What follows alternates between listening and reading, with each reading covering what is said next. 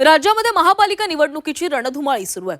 काल अर्ज दाखल केल्यानंतर आता अर्जांची पडताळणी केली जाणार आहे। अशात भाजपने महापालिका निवडणुकीमध्ये विजयी सुरुवात केली आहे। कल्याण डोंबिवलीतून भाजपच्या रेखा चौधरी या बिनविरोध नगरसेवक म्हणून निवडून येण्याची शक्यता आहे। प्रभाग क्रमांक 18 मधून ओबीसी महिलांसाठी आरक्षित ही जागा होती।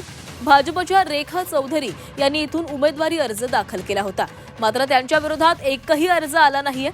कागदपत्र पडताळणीनंतर रेखा चौधरींच्या विजयाची अधिकृत घोषणा केली जाण्याची शक्यता आहे।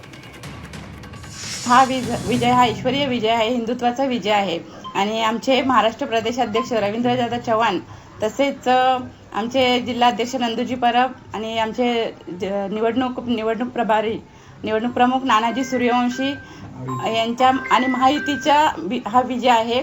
तसेच हा भारतीय जनता पार्टीचा विजय आहे। आपल्याला सगळ्यांनाच माहिती आहे, भारतीय जनता पार्टीवर हा नागरिकांचा मोठ्या प्रमाणात विश्वास आहे आणि हा जो विजय आहे हा भारतीय जनता पार्टीचा विजय आहे। आणि हा सगळा जो विजय आज झालेला आहे, हा सगळा विजय आमच्या वरिष्ठ नेत्यांना समर्पित आहे।